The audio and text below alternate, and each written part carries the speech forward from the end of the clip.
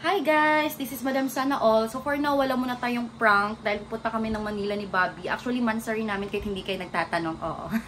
And pupunta kami ng Manila, balikan lang, meaning to say, same day edit. Charot.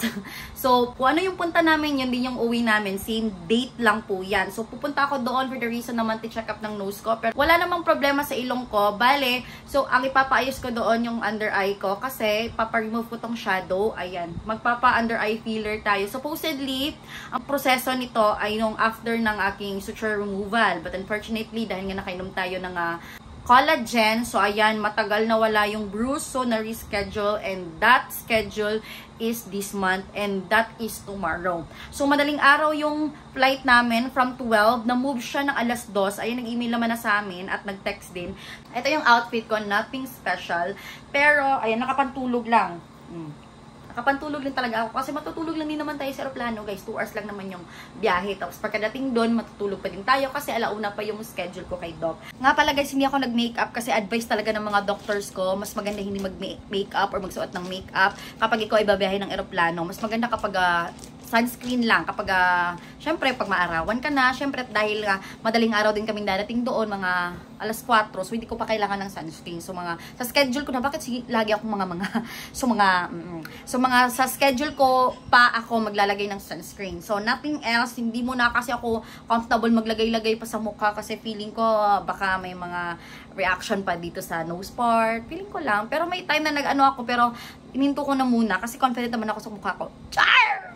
Ayan, so finally makikita ko na silang ulit, dalawa. Si Doc, kasi una ko nakita. Si Doc March hindi ko pa nakita, but si Doc March yung mag-aayos na sa ating mata. And magti-TikTok daw kami ni Doc Ann. Sana naman ay hindi siya busy on that time, no? Para naman mapagbigyan tayo. Kasi talagang happy-happy ako sa gawa niyang, Elise masterpiece. And tapos magja-jacket lang ako. Ayan, ito yung mga gamit namin. Tapos prinansya na din ni Bobby yung, ewan ko kung susuotin ko yan kasi baka may paparating na kasi yung period ko. So baka, alam mo na.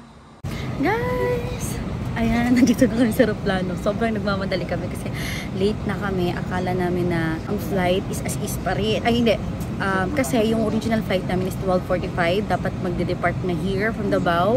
Tapos na-change siya ng mga 2 hours prior ng 2:45. So sabi namin 4 hours kami doon mag-stay sa airport. So I was like that. So okay, sabi namin dito na muna tayo, malapit na naman tayo sa airport. Tapos biglang nag-text last minute before mag-12. Ayan, so we only have 45 minutes left ang sabi. As is, balik yung 12:45. So talagang lumipad kami papunta dito, talagang hinihingal kami. Sabi pa ng lalaki doon sa may yung pag-check ng bag. Hindi ko lang tawag dyan. Sasabi niya, ako daw si Nami. Si Nami daw tumatakbo, nalilate ganun. So anyways, punta na tayo ng Manila.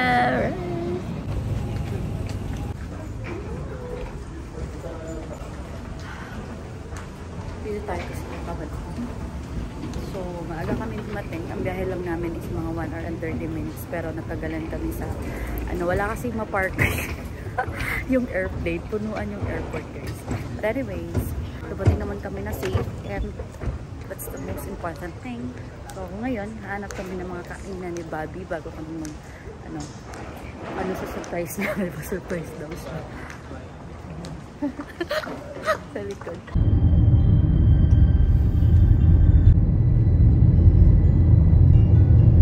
Chowder. Guys, nasa Sogo kami. Dito na kami malapit sa Green Hills. Kasi para hindi ma-traffic kasi nasa EDSA tayo banday. Alam niyo may EDSA, guys. So yung first choice na napuntahan namin is hindi namin bet. Sogo palit siya. Pero itong pangalawa mas better, mas safe. Yun talagang sinisiguro namin. So ayan, order lang muna kami ng pagkain. Tapos after tulog na kasi kailangan pa namin mag-aga bukas. 4:25 daw, Bobby. Good noon, guys!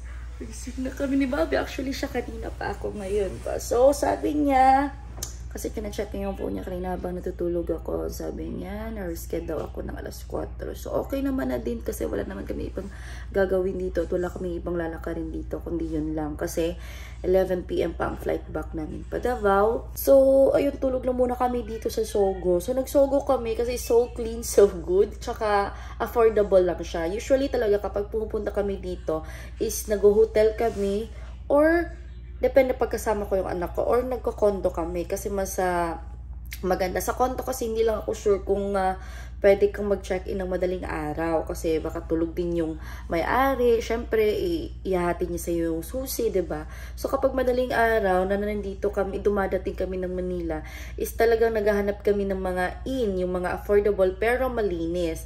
So Sogo yung lagi naming pinipili. Kapag ano naman, dumadating kami ng mga hapon or yung mga umaga pa, ayun yung pwede na makapag-check-in. Kaso sa hotel experience namin, nung nagprivato kami, talagang ang early check-in nila, may additional, pero talaga nakapag-check-in na kami, malapit na din sa standard check-in time. So, parang medyo lugi sa part kasi oras lang yung pagitan, 'di ba? Kung sana in-stay namin yun sa katulad ng Sogo, mura lang. Pero anyways, happen naman yun na. So, at least, alam na namin kung ano yung gagawin namin sa susunod. So, ayun lang. So, mamaya paprepare na kami. Then, mag-order na muna kami ngayon. See ya later. LS Aesthetics. Guys, this is my outfit. At alam ko nakita nyo na to. Diba? Super pangit ng nails ko sa paa. Pero wala akong choice kasi talagang allergy na ako. Kahit sa classic na mani and pedicure. So, papacheck up ko ulit ito sa ano ko. Ang ganda kong doctor na nagtatrabaho sa Davao Doc. So, last time kasi 6 months yung pahinga na ni-required, pero after 6 months nung bumalik ako ng nail gel, talagang mas nag-worst pa talaga siya. So, I finally decided na stop na muna. Ito nga pala yung pinansya ni husband ko. Ayan, super shallow, super madam. O, diba? Hindi halatang mahirap. So, ako nga pala yung klaseng babae, guys, na hindi mahilig magsuklay. Talagang kahit short hair ako, alam mo naman madali na lang suklay ito, kahit suklay kamay. Pero talagang mas gusto ko yung messy hair or yung morning hair, yung good morning hair, ganun. So, kiniklip ko lang to para naman ma-expose yung earrings natin. Wait. Pak! Yan na yung look ko. Tapos, sunscreen na lagi kong ni-wear. Sunscreen lang talaga ako, guys. Dati naka-foundation ako. Oo, pero 3 lang talaga yung nilalagay ko sa mukha ko. Foundation, eto, tsaka lipstick. Or minsan may pa-pink-pink dito. Pero moody ako sa pink-pink. Yung pa-blush on natin. Pero since ngayon nga kakaisang buwan lang ng ilong natin, so eto na muna lagi ang nilalagay ko. Naway makagawa din ako ng sarili kong formula nitong sunscreen na to. Kasi favorite ka to.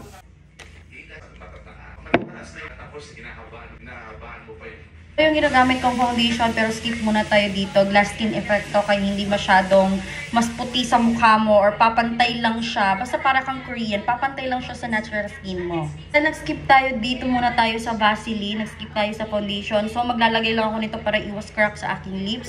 At eto naman ang gamit kong pabango. Favorite ko to from Mary's Baccarat Rouge. Basta super duper bango ito. Hala.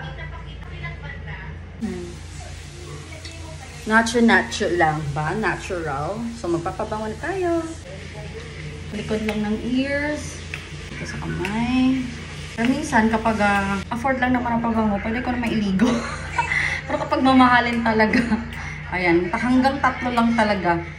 Hanggang 3 spray lang kami ni Bobby. Pogi ni Habi ko! Perfect ka! Ayan guys, eksakto alas 3, nasundo na kami ni Kuya Grab and papunta na kami ngayon sa Green Hills. Wala lang kaming ibang pupuntahan doon lang. So after ng mga 1-hour procedure ng aking non-surgical dito sa ating, anong tawag niya? Mesmer, hindi eye bags. Basta may something tawag doon, nakalimutan ko lang. Mesmer eyes. Basta yon, under eye filler kumbaga. May tawag sila ng specific but I forgot. So ayun, on the way na kami, so see you there.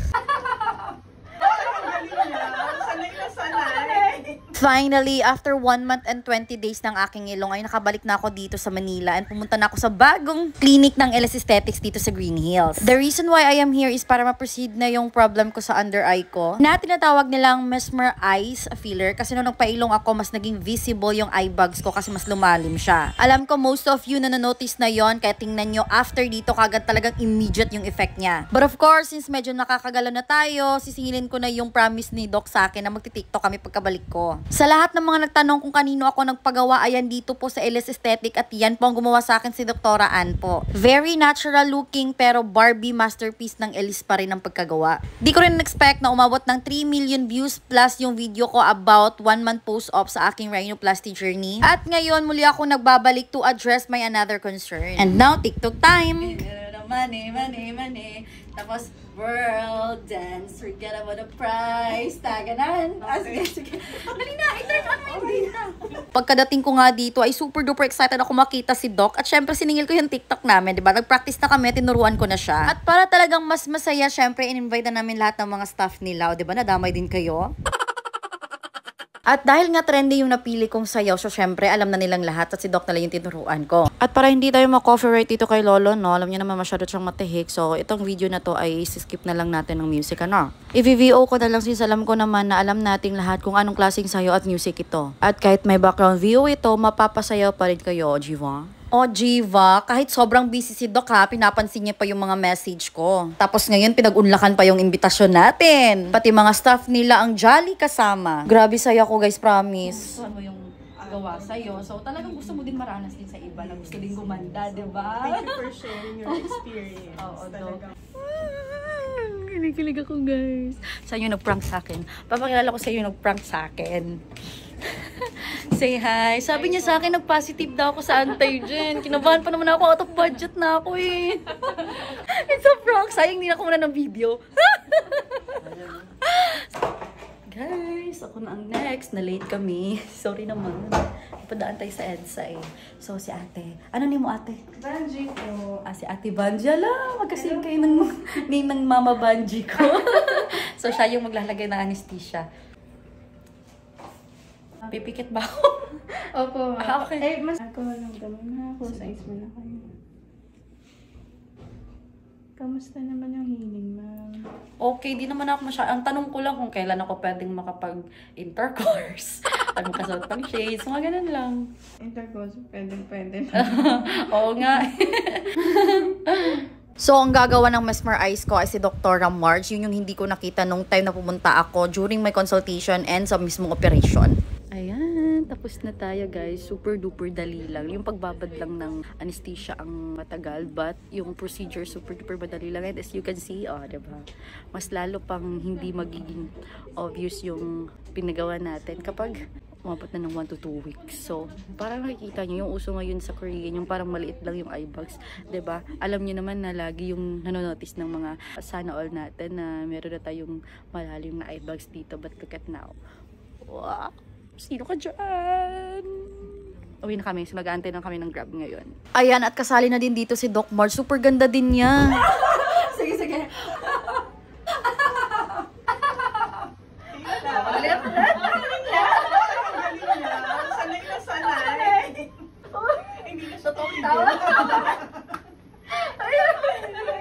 And syempre, bago tayo magtapos, ay gusto ko lang magpaalam dito sa tatlong ladies na to. Marami pa to sila pero parang nagtatrabaho na.